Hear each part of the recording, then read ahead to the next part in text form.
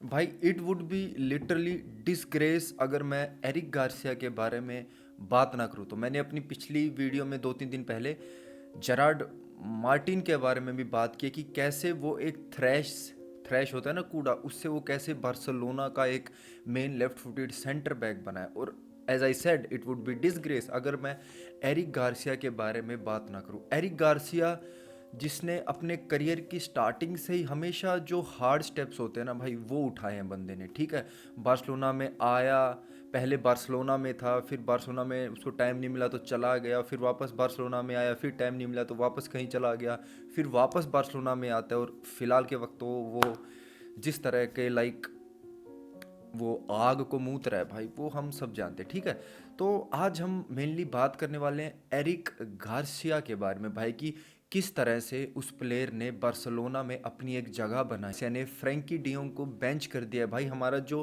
One of the most crucial midfielder Frenkie de Jong, उसको थोड़ा struggle कर रहा है वो बंदा टीम में अपनी प्लेइंग 11 में जगह बनाने के लिए। तो दोस्तों आज हम करने वाले बात एरिक गार्सिया के बारे में।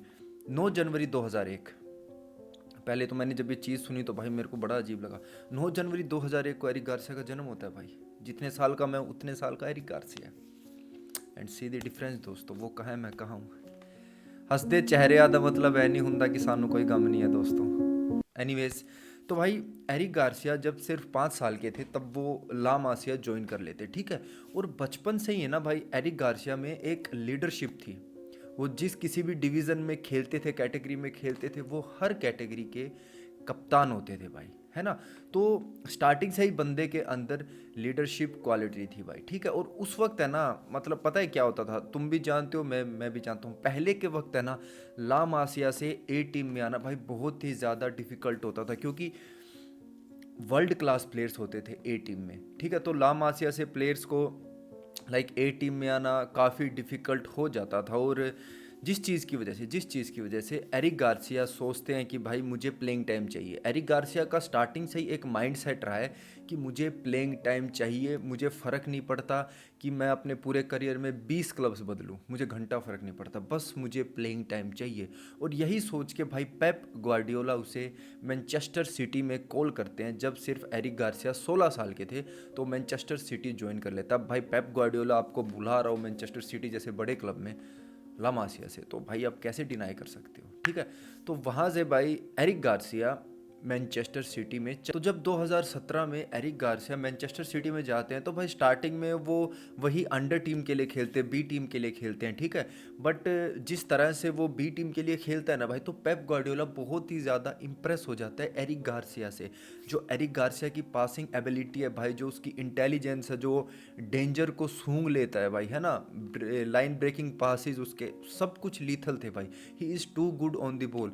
तो उस करके पेप ग्वार्डियोला उसको कभी कभी मिनट्स देता था ए टीम में। बट भाई पता है दिक्कत क्या थी, कि एरिक गार्सिया भाई उस वक्त काफ़ी यंग था, 18-19 साल का बंदा था, लोंडा था। ठीक है, और उसको compete करना था भाई, रूबन डियास हो गया, नीथन एके हो गया, ओटामेंडी हो गया, ठीक है, स्टोन्स हो गया। तो इन सब बड़े बड़े प्लेयरों से उसको compete करना था उस सेंटर बैक की पोजीशन पे खेलने के लिए, जो कि जो कि अगर हम लॉजिकली सोचे भाई बहुत ही ज़्यादा डिफिकल्ट था। अब अगर लमीन यमाल मेसी के वक्त आता, जब मेसी राइट विंग खेलता था, तो क्या मेसी को बेंच करके लमीन यमाल को खिलाया जाता? नहीं, नहीं खिलाया जाता। हाँ भाई, अटैकिंग में तो हम थोड़े चेंजेस कर सकते हैं, जैसे मेसी को एएमएफ डाल दिया, लमीन को राइट डाल दिया, बट भाई सेंटर बैक में तो 2 सेंटर बैक हैं। ठीक है, तो उस वक्त तो फिर कुछ चीज़ें चलती नहीं। नेथन है कि उस वक्त राइट बैक भी खेलता था।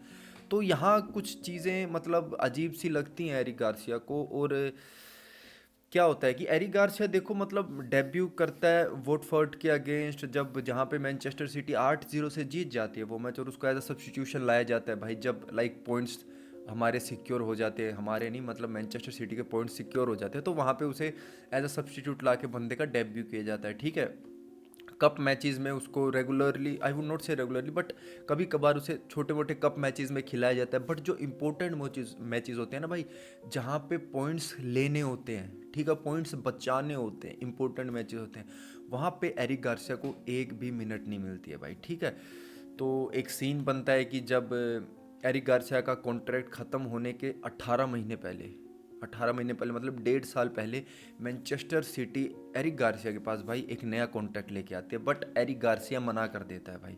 सीधी सी बात है, वो मना कर देता है कि वो कहता है कि शायद मैं बार्सिलोना मूव कर जाऊँ, क्योंकि भाई 2017 से 2021 तक एरिक गार्सिया मैनचेस्टर सिटी में रहा और इस पूरे 4-5 साल के दौरान 4 साल के दौरान वो सिर्फ 35 मैच खेला है, सिर्फ 205 मिनट खेला है भाई, ठीक है। और ये बात पेप गार्डियोला ने जाके फिर वहाँ पे भी कॉन्फ्रेंस में भी, प्रेस कॉन्फ्रेंस में भी पेप गार्डियोला ने कहा था कि भाई Eric Garcia he might leave, भाई he might leave for Barcelona. और भाई ऐसा ही हुआ, ऐसा ही हुआ। 2021 में एरिक गार्सिया बार्सिलोना ज्वाइन कर लेता है, ठीक है। और वो वही बात फॉलो करता है जो जेरार्ड पीके ने किया था। उस वक्त इसको पीके से कंपेयर करने लगते थे इन अ वे कि जैसे मतलब जेरार्ड पीके भी ला मासिया से पहले मैनचेस्टर यूनाइटेड में गया था, फिर वापस बार्सिलोना में आया था, तो एक टैग सा मिल रहा था भाई, ठीक है। और उस वक्त बार्सिलोना में भी बहुत ज़्यादा क्राइसिस चल रहा था। मेसी छोड़ के चले गए थे, कोमेन हमारे कोच थे, ठीक है, लपोर्ता प्रेसिडेंट थे भाई, ठीक है। और फाइनेंशियल क्राइसिस बहुत ही ज़्यादा था भाई, ठीक है। तो वहाँ पे हम लोगों ने रेगुलर स्टार्ट दिया कोमेन के अंडर एरिक गार्सिया को, बट एरिक गार्सिया बहुत ही ख़राब परफॉर्मेंस दे रहा था भाई उस सीज़न में, जो 2021 में उसने ज्वाइन किया था, तो बहुत ही ख़राब परफॉर्मेंस दे रहा था। मतलब बेफालतू के रेड कार्ड्स लेना, ठीक है ना, टैकल्स मार देना, पेनल्टीज गिव अवे कर देना। हालांकि उसने 2022 में जो यूरोज हुआ था लुइस एनरिके के अंडर, उसमें एरिक गार्सिया को कॉल अप आया था और एरिक गार्सिया ने बहुत ही डिसेंट खेला था भाई। बट बार्सिलोना के लिए he was not doing good. एक मैच हुआ था हमारा फ्रैंकफर्ट के अगेंस्ट, जो 1-1 से ड्रॉ हो चुका था और लाइक टाई में मिला के हम लोग नॉकआउट हो चुके थे इससे, यूरोपा लीग से। तो उस मैच में क्या हुआ था, हम लोग 1-0 से अप थे और चौथे मिनट में एरिक गार्सिया ने एक हार्श फाउल किया भाई बिना मतलब का, जिससे फ्रैंकफर्ट को पेनल्टी मिल जाती है और वो मैच 1-1 टाई हो जाता है और हम लोग नॉक आउट हो जाते हैं यूरोपा लीग से, ठीक है। तो वहाँ पे है ना एक चीज़ तो कंफर्म ऐसी मतलब लगने लग जाती है भाई, फील होने लगता है ना। वो चीज़ हमें फील होने लगी थी, बार्सिलोना को भी, मैनेजमेंट को भी, फैंस को भी, कि भाई एरिक गार्सिया नहीं संभाल सकता बैकलाइन, ठीक है। जैसे तैसे करके वो सीज़न निकल जाता है भाई, ठीक है। और हमारा नया कोच आता है जावी आता है, तो जावी के अंडर नई साइनिंग्स होती है कुछ, लाइक हम लोग क्रिश्चियनसन को फ्री में लाते हैं, कुंडे को खरीद के लाते हैं एज अ राइट बैक। और उस वक्त अराउहो है ना हमारा एक मेन सेंटर बैक बन चुका होता है भाई, क्योंकि उस वक्त अराउहो एक अलग ही लेवल पे था। जावी के अंडर अराउहो बहुत ही बढ़िया परफॉर्म कर रहा था भाई। तो उस वक्त हमारे पास दो बड़े सेंटर बैक हो जाते हैं, क्रिश्चियनसन एंड अराउहो। कुबारसी भी होता है उस वक्त, बट उसको इतना प्लेइंग टाइम नहीं मिलता, स्टार्टिंग की बात है, ठीक है। और हमारे पास एक राइट बैक होता है वर्ल्ड क्लास, जो होता है कुंडे भाई, ठीक है। जावी के अंडर भाई हम लोग जीतते हैं ला लीगा, और जो सबसे बेस्ट डिफेंसिव यूनिट उस वक्त जिस क्लब की होती है वो होती है भाई बार्सिलोना की। हम लोग पूरे सीजन में सिर्फ 18-19 गोल कंसीड करते हैं भाई, और इतनी इतनी सॉलिड डिफेंस लाइन में एरिक गार्सिया कहीं भी नहीं होता है भाई। एरिक गार्सिया पूरे सीजन में फीचर ही नहीं करता है। तो एरिक गार्सिया अब समझ चुका था भाई कि बार्सिलोना में मेरे लिए जगह नहीं है। तो एज आई सेड अर्लियर दोस्तों कि एरिक गार्सिया ने हमेशा डिफ़िकल्ट रास्ता चुना है, ठीक है। एरिक गार्सिया लोन पे जाने की सोचते हैं और एरिक गार्सिया जिरोना में एज अ लोन प्लेयर चले जाते हैं भाई, ठीक है। जिरोना में वो बहुत ही बढ़िया खेलते हैं। मैं तुम्हें बताता हूँ, बार्सिलोना वर्सेस जिरोना का एक मैच था जहाँ पे बार्सिलोना 4-2 से हारती है और Eric Garcia as a centre back Girona के लिए स्टार्ट करते हैं और मास्टर क्लास ड्रॉप करता है भाई बंदा, ठीक है। तो इससे एक चीज़ हमें लग जाती है कि भाई एरिक गार्सिया बिग मैचेस में परफॉर्म कर सकता है। और मैच के बाद जावी बोलते भी है कि भाई आई होप एरिक गार्सिया ने ना छोड़ा होता, मतलब बार्सिलोना को नहीं छोड़ा होता, एरिक गार्सिया हमारे साथ ही होता भाई। तो उस जो वो था क्या कहते हैं लोन का पीरियड था भाई जिरोना में, वहाँ पे एरिक गार्सिया ने 31 मैचेस में फीचर किया और 4 गोल मारे। तो वहाँ पे लग रहा था कि like Eric Garcia might come back, लग रहा था कि एरिक गार्सिया वापस आ सकते हैं। और बार्सिलोना में भी थोड़ी प्रॉब्लम्स चल रही थी, वहाँ पे जावी को सैक कर दिया था और Hansi Flick as a manager आते हैं भाई, ठीक है। हांसी फ्लिक आते ही एक चीज़ क्लियर करते हैं कि भाई हांसी फ्लिक को पता था आने से पहले भी, जब लाइक टच में था वो, ठीक है, कि भाई बार्सिलोना में फाइनेंशियल क्राइसिस चल रहा है, ठीक है। तो एरिक उसने हांसी फ्लिक ने आते ही कहा भाई कि मैं जो लाइक फाइनेंशियल प्रॉब्लम्स है उनको देख के जो आउट ऑफ फेवर प्लेयर है मैं उनको मौका दूंगा, मैं लामासिया के प्लेयर्स को मौका दूंगा, मैं यंग प्लेयर्स को मौका दूंगा। तो वही हुआ भाई, ठीक है। काफ़ी यंग प्लेयर्स बुलाए गए लामासिया से, जैसे जेरार्ड मार्टिन था, लाइक उसके बाद हेक्टर फोर्ड था, मार्क बर्नाल, मार्क कसाडो और एरिक गार्सिया को भी वापस बुलाया गया भाई। तो स्टार्टिंग में Eric Garcia as a rotational centre back start करते हैं भाई, ठीक है। मतलब वो एक रेगुलर स्टार्टर नहीं होता है, बट वो करता है, मतलब रोटेशंस में आता है, ठीक है। जिससे मतलब एरिक गार्सिया खुश नहीं होता है भाई, और वो सोचता है कि मैं विंटर ट्रांसफ़र में चला जाऊंगा। जिरोना से उसको ऑफ़र आता है, कोमो से भी ऑफ़र आता है भाई, है ना। बट हांसी फ्लिक उसके अंदर कुछ देखता है भाई। हम सब जानते हैं हांसी फ्लिक ने रफीनिया को रोका था, और रफीनिया का बेस्ट वर्जन अभी हम देख रहे हैं। लास्ट सीज़न भी देखा था और इस सीज़न भी देख रहे हैं। हांसी फ्लिक ने एरिक गार्सिया को रोका भाई, और फिर आती है हमारी गेम अगेंस्ट बेनिफिका। हम लोग 4-2 से डाउन थे, वहाँ पे 4-3 करवाता है भाई एरिक गार्सिया। एरिक गार्सिया वहाँ पे गोल मारते हैं और वो मैच हम लोग 5-4 से जीत जाते हैं, जहाँ पे लाइक रफीनिया का गोल आता है भाई, ठीक है। तो बेनिफिका के अगेंस्ट जो मैच था, इस मैच के बाद कहीं ना कहीं एरिक गार्सिया की भाई किस्मत बदल जाती है और वो एक फ़ैन फेवरेट बन जाता है। सिर्फ यही मैच नहीं भाई, इसके बाद एल क्लासिको में जब हम 2-0 डाउन थे तो वहाँ पे भी एरिक गार्सिया स्टेप अप करके स्कोर करता है। उसके बाद इंटर मिलान वाला मैच आप सबको याद होगा, जहाँ हम डाउन थे भाई, है ना, हम लोग हार रहे थे, वहाँ पे भी एरिक गार्सिया गोल स्कोर करता है। और एंड ऑफ द सीज़न में एक और चीज़ होती है, आप लोगों को याद होगा कि भाई कुंडे इंजर्ड हो जाता है, तो हांसी फ्लिक एरिक गार्सिया को एज आ राइट बैक भी यूज़ करते हैं, और यहाँ से एरिक गार्सिया का एक नया रोल स्टार्ट होता है। एरिक गार्सिया भाई काफ़ी ही वर्सटाइल प्लेयर है, एज अ सेंटर बैक खेलता है, राइट बैक खेलता है और डीएमएफ भी खेलता है, ठीक है।